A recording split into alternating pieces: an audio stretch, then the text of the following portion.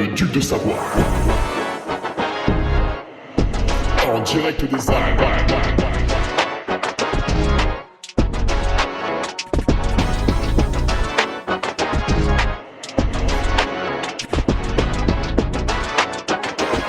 Le podcast de Hugo Ferrari.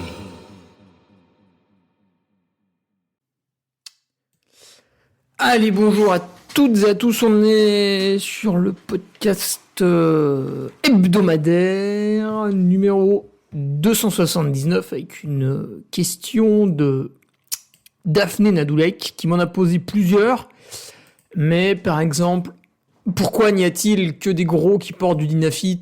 Je ne pense pas que ce soit très très intéressant, ça n'a même pas l'air très sourcé, donc celle-là on va la laisser tomber.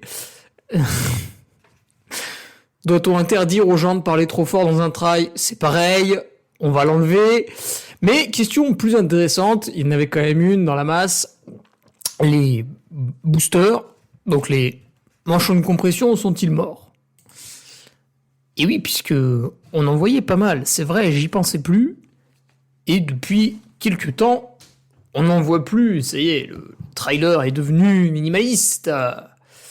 Ah non, il a une Garmin à 1200 €. Ah, pardon. Non, il n'est pas tout à fait devenu minimaliste non plus. Par contre, il porte un peu moins de booster. Alors, est-ce que c'est parce que ça sert à rien ou est-ce que c'est parce qu'il s'en fout, il n'a pas besoin? Excusez-moi, hein, c'est pas que je réfléchis, c'est que je bois en même temps et que je ne coupe pas le... Tiens, d'ailleurs, c'est amusant. Sur le podcast Nolio, donc j'ai enregistré avec Cap Prévention quelque chose de très intéressant sur quoi déjà, sur les blessures, tu sais, comment ne pas se blesser, machin, truc bidule. Et en fait, il y a une personne qui a fait une remarque.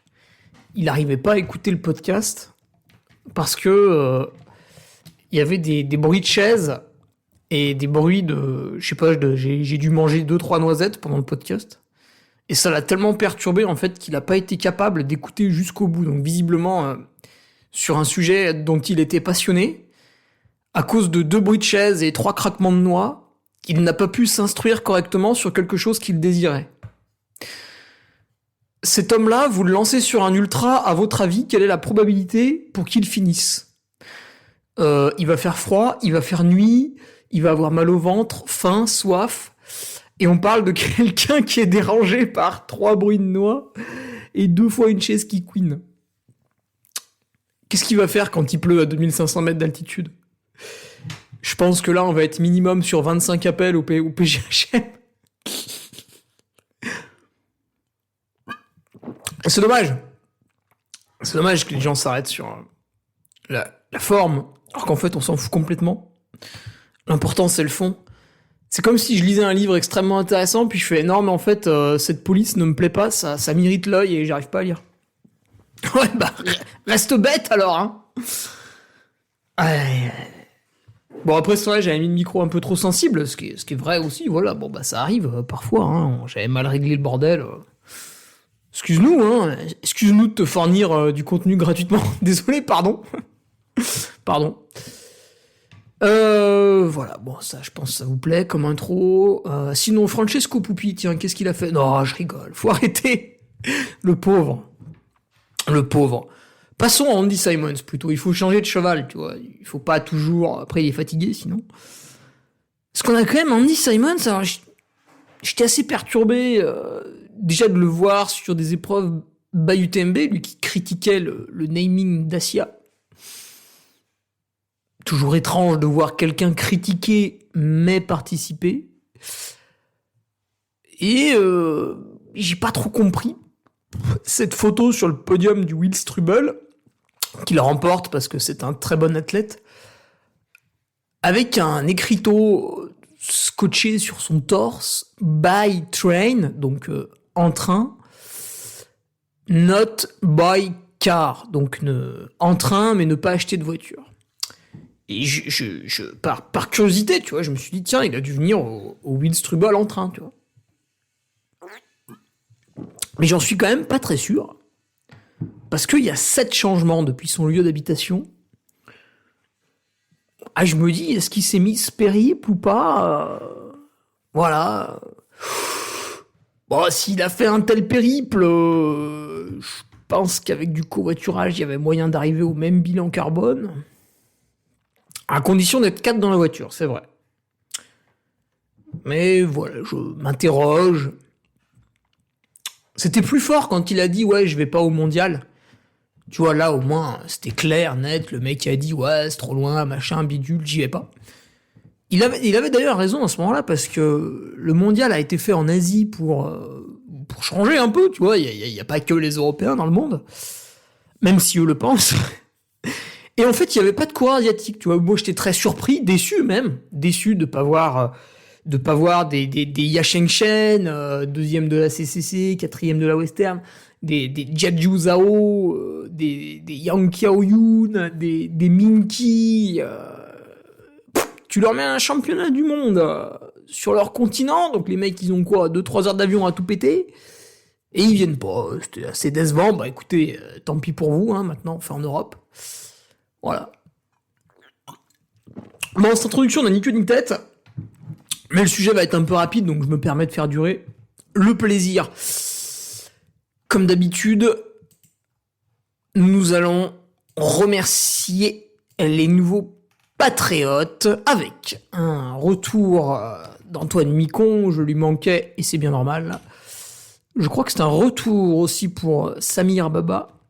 Et puis sinon, bienvenue à Anthony Costa, Jérémy Galland, Mediamel, Aurélie, Antoine Turel, Nicolas Chérel, Julien Khaled, Sylvain Brésillon, Nicolas Mappa, Aline Contival et Nico Pala.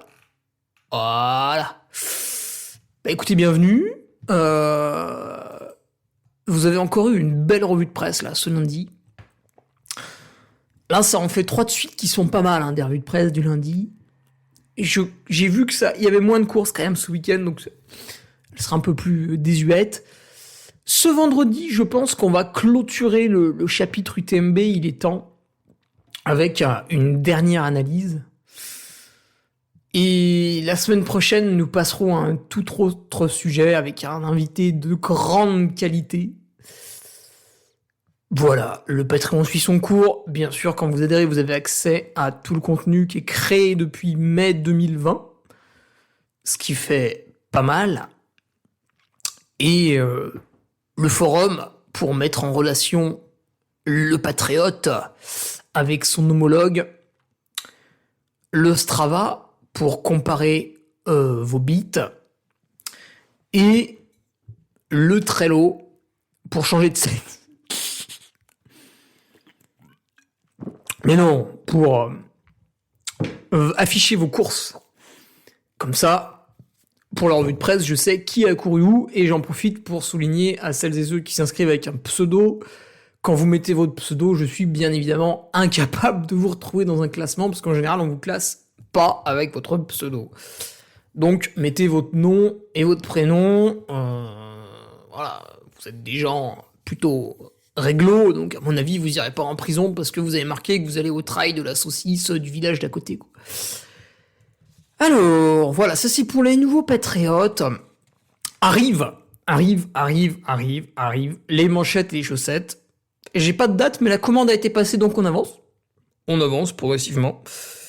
Les chaussettes, c'est toujours pareil. La chaussette de France. Les usines dans la ville de Troyes. Et allez hop, c'est du Made in France. Hop, en termes de tarifs, on met à l'amende absolument tout le monde. Bien sûr, elles sont personnalisées, évidemment, parce qu'on se refuse rien. Et les manchettes, c'est pareil, elles vont être personnalisées, design exceptionnel. J'ai donné le prototype à Paul Delage, patriote de la première heure. Et ça va être les mêmes, globalement. Et c'est fait en France. Je vous sors des manchettes faites en France. À Lyon, exactement. L'usine est à Lyon. Plutôt au nord de Lyon, je crois. Et l'usine produit pour d'autres marques, en fait. C'est des gens qui sont là. Alors, ils font pas que des manchettes. Il y a plusieurs trucs. Mais ce qui m'excitait un petit peu, moi, c'était les manchettes. Et voilà, des manchettes faites en France. Alors après, évidemment, le coton, il pousse toujours pas en France. Mais Vous inquiétez pas, grâce au changement climatique, le réchauffement ne concerne uniquement que les températures. Grâce au changement climatique, nous allons bientôt avoir nos plantations de coton, ici même en Savoie. Le coton sera à côté des sucres de canne avec des bananeraies. Et oui, dans la région de Chambéry. Voilà. Niveau sport, direction les Templiers, petite course de fin de saison. Alors arrêtez de me demander quelle course je fais aux Templiers. Ah, il n'y en a qu'une seule. Le 80 bornes, dimanche. Le reste, c'est des courses pour s'amuser, pour découvrir la région, pour... putain, j'ai renversé ma bière qui est abruti. Voilà, pour rigoler un peu et tout. J'en ai fait quelques-unes. L'intégrale des courses, magnifique. Putain, ça baigne dans l'eau, là. Putain, quel abruti. Donc l'intégrale des courses, magnifique. J'avais fait quoi? L'endurance, ouais, sympa, mais un peu long quand même. Après l'UTMB, j'avais plus trop le goût. Et qu'est-ce qu'on avait de chouette aussi? Les autres, après, j'ai pas fait. Mais le but du jeu, c'est de se tester sur les Templiers. Alors, pourquoi? Parce que j'avais vu que l'an passé, j'avais été assez performant au Grand Trail du Lac. Et du coup, je me dis, en fait, ce serait dommage de ne pas réitérer ce genre de performance, mais sur la course des Templiers. Avec un gros plateau, comme toujours. Voilà, qui est-ce qui va aux Templiers? Levez la main. Il y a Arnaud Bonin, Thomas Cardin, Clovis Chavreau, Mathieu Simon, Mathieu Delpeuch, peut-être Simon Gosselin qui revient après sa 4e place. Jim va à Nice, UTMB, donc peut-être pas aux Templiers. Encore que avec lui, on sait jamais. Peut-être... tiens, qui est-ce qui pourrait finir? Peut-être Thibaut Garivier, peut-être les étrangers, on sait pas trop, tu vois. Un Miguel Heras qui a abandonné à l'UTMB, toujours un peu attiré par ses primes. Le Miguel, il sera peut-être présent. Peut-être quelques autres Américains, peut-être Zach Miller qui va revenir faire un petit coucou, lui qui était venu une fois aux Templiers. Pourquoi pas? J'ai pas de liste vraiment à vous donner. Bon, bref. D'un point de vue speaker, ce week-end, on fait rien. On fait rien ce week-end. Et ça part sur le live de Nice la semaine prochaine.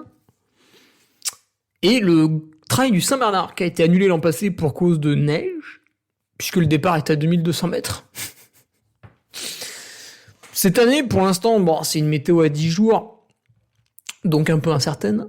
Mais globalement, c'est assez beau, c'est assez chaud. Donc je suis pas trop inquiet pour vous, amis coureurs, et pour mon salaire, qui est quand même très important aussi.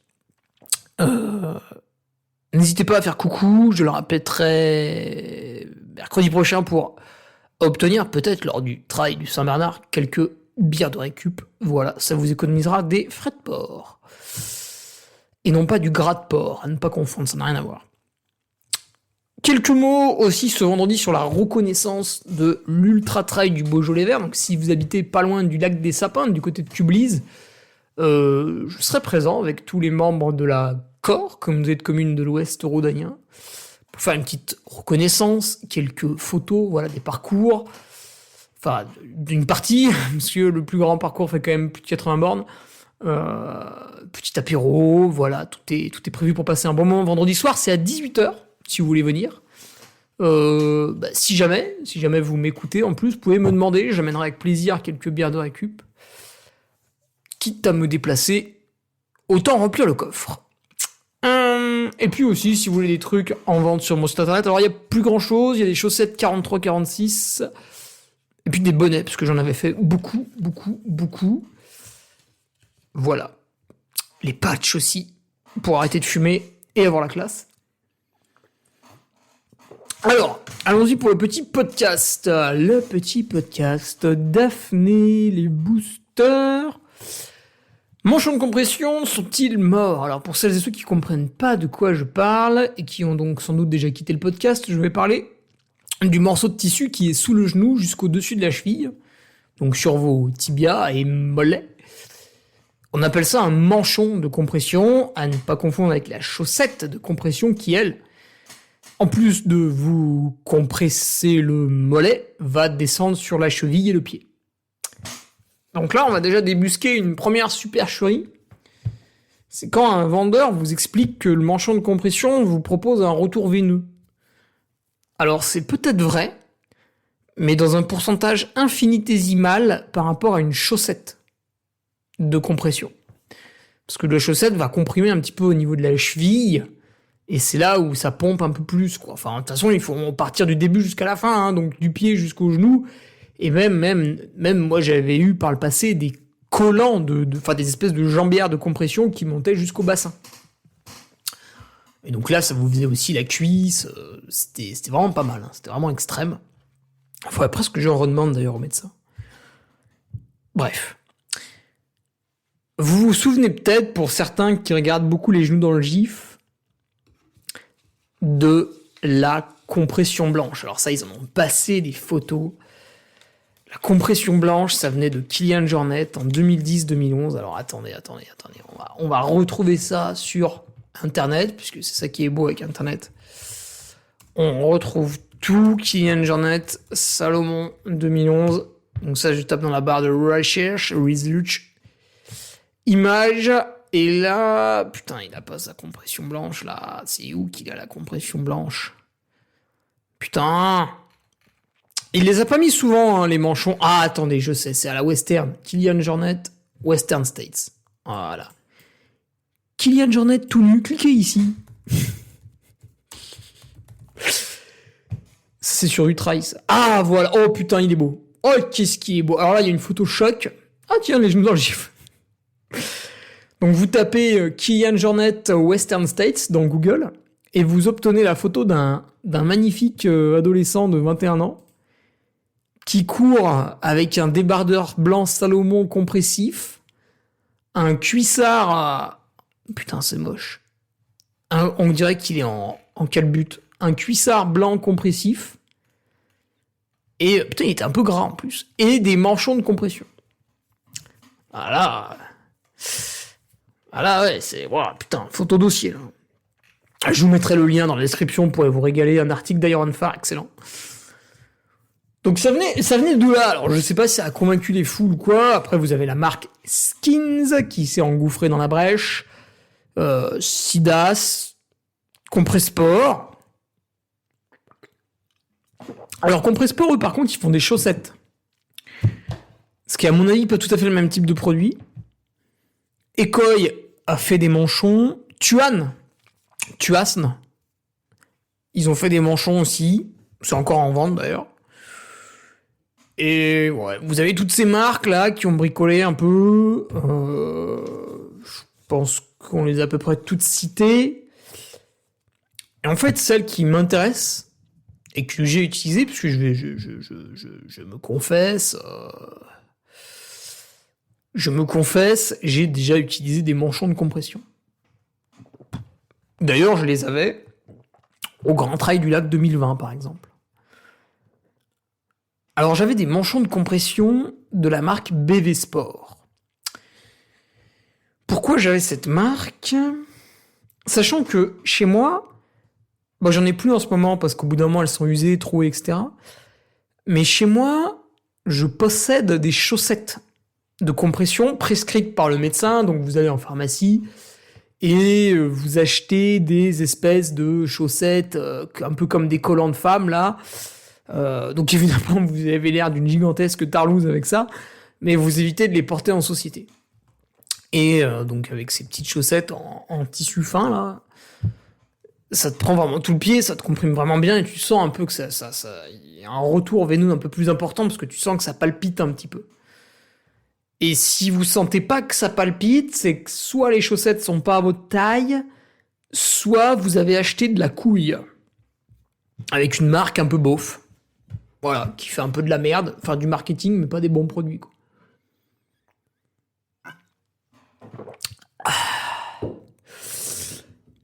Ouais, du coup, BV Sport, j'ai les manchons. Tiens, d'ailleurs, c'est marrant, ça fait longtemps que je les ai pas mis. Je pense que la dernière fois que je les ai mis, c'était cet hiver. Alors, j'étais allé visiter les locaux de BV Sport, je crois que c'était en 2018, avec mon ami Nicolas Martin, qui à l'époque était sponsorisé par eux.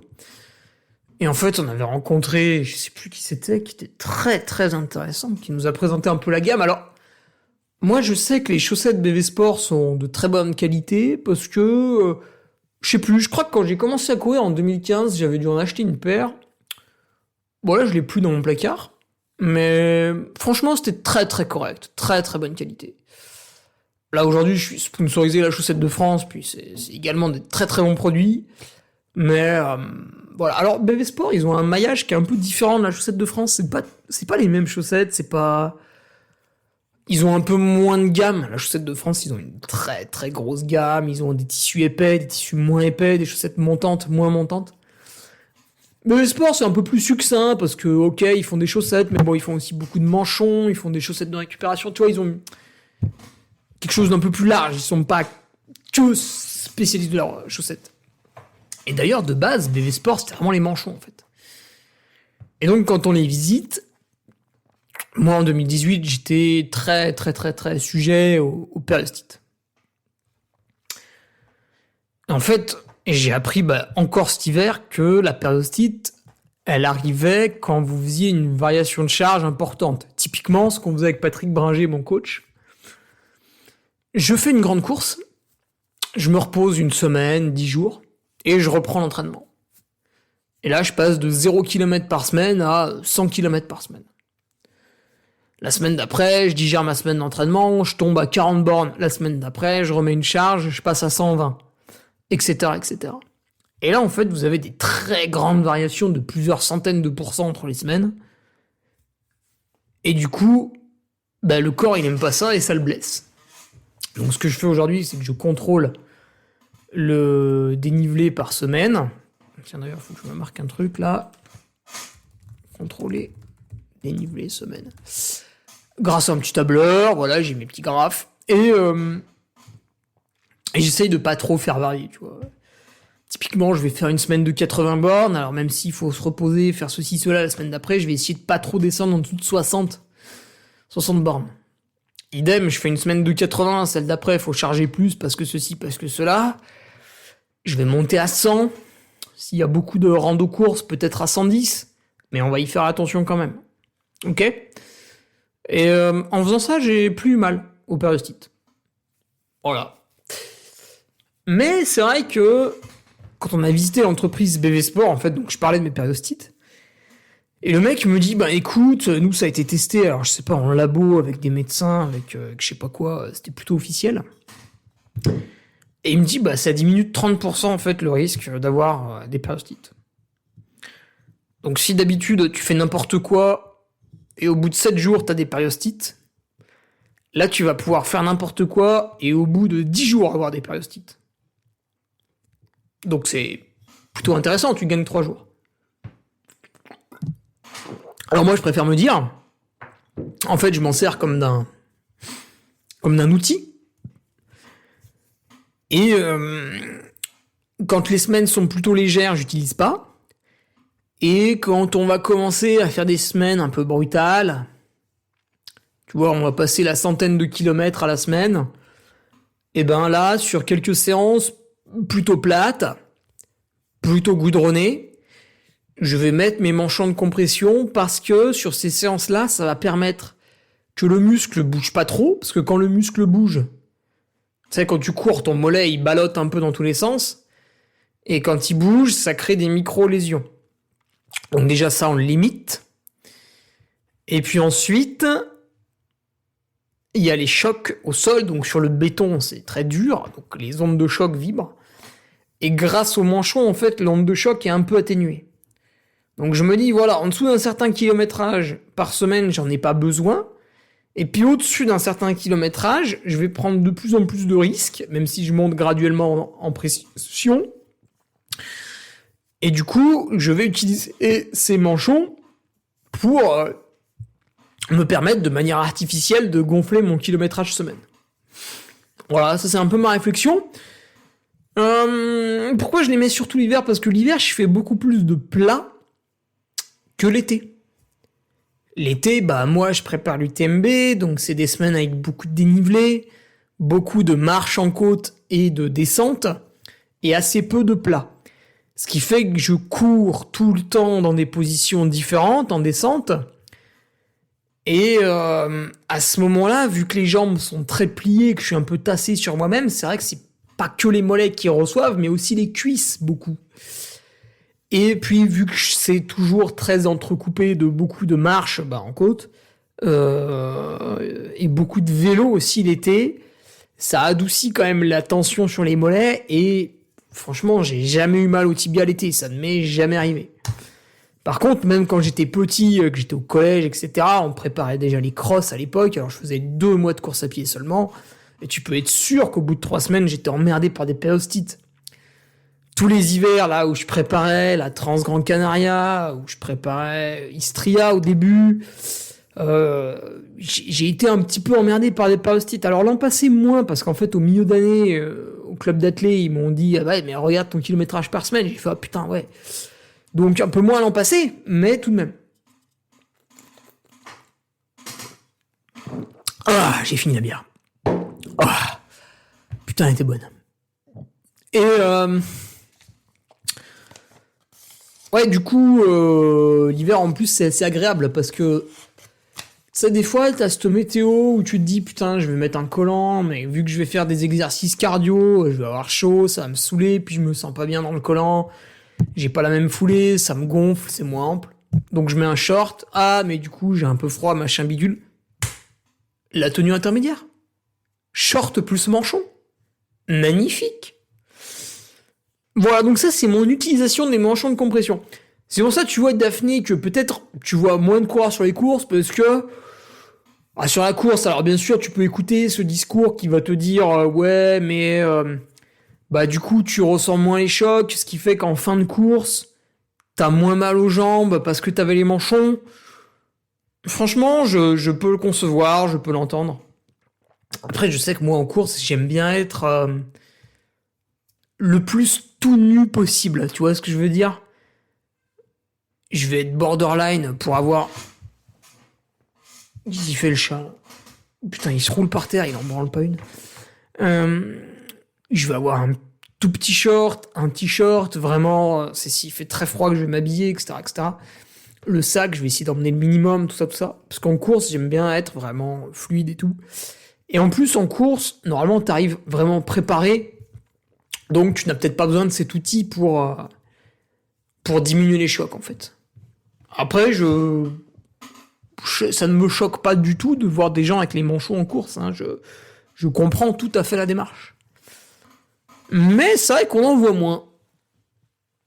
Après, la plupart des trailers, ils sont pas là pour la perf non plus.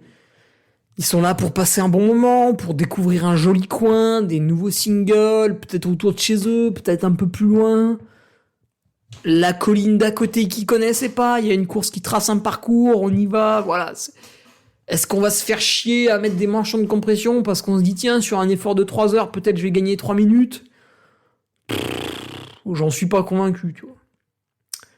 Par contre, peut-être que beaucoup de trailers les utilisent, comme je le dis, à l'entraînement pour continuer à courir beaucoup parce qu'ils adorent ça, parce qu'ils préparent des courses longues, parce qu'ils ont pas envie d'avoir mal au tibia, parce que ceci, parce que cela. Mais du coup, vu qu'ils le font à l'entraînement, tu les vois pas. Tu les vois pas, quoi. Ok ? Donc, l'argument du gain de performance, je le mettrais quand même de côté. C'est un peu prétentieux de dire ça. Par contre, si vous utilisez les manchons en course et vous dites, moi, quand je mets les manchons, je me sens beaucoup mieux en fin de course que quand je ne les mets pas. Eh bien, les manchons ne vous ont pas donné un gain de performance. Par contre, ils vous ont permis de moins faire baisser votre performance au fil du temps. Et donc, finalement, sur la comparaison du temps final entre les deux épreuves, vous avez un gain de performance. Parce que vous avez utilisé un outil qui vous a permis de ne pas trop perdre en performance. Ça, c'est un peu la même réflexion avec putain, les mecs qui regardent le tennis là sur Twitter, là, les gros abrutis. Donc Nadal, en fait, subit une infiltration de cortisone pendant un match, ce qui est évidemment totalement interdit dans la plupart des autres sports, sauf le foot, le rugby, le tennis.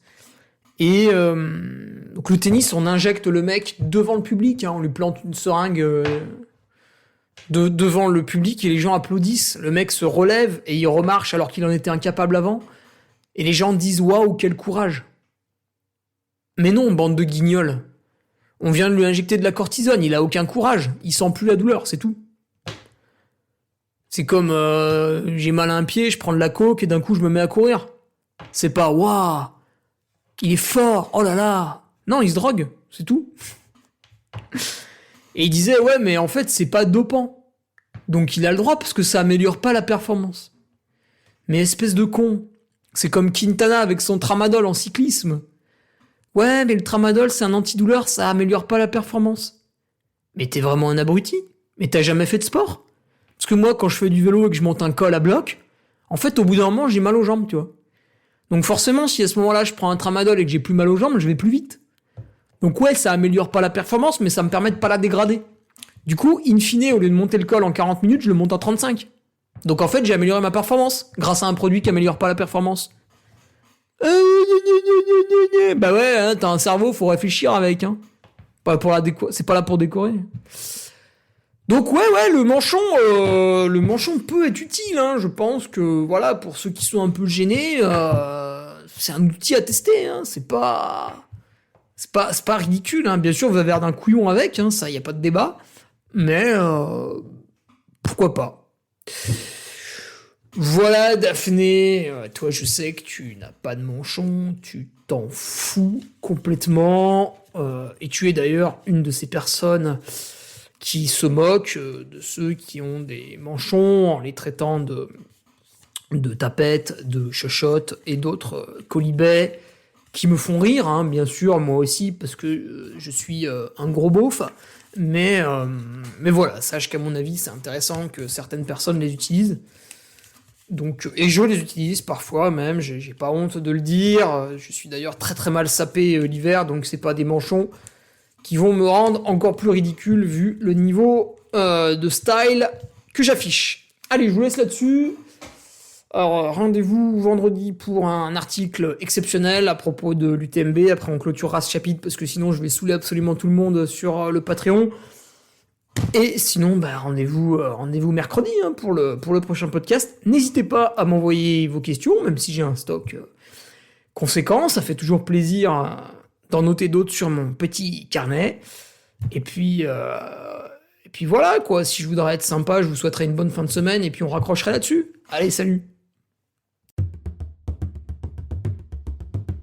Tu viens d'écouter le podcast du Duc de Savoie. Si tu souhaites approfondir avec de pertinents articles d'éminents spécialistes, rejoins le Patreon. Tu feras ainsi partie en tant que fidèle patriote de la très prestigieuse Duke Army. Si l'humour est ton leitmotiv et que tu n'as peur de rien, viens sur l'Instagram. Si tu veux espionner le Duc, car tu es vil et sournois, son Strava est également à ta disposition. Enfin, si tu es vieux, presque sénile et ou débute dans les réseaux sociaux, contente-toi de suivre sa divine page Facebook, les liens sont dans la description. Que Dieu te garde et à la semaine prochaine.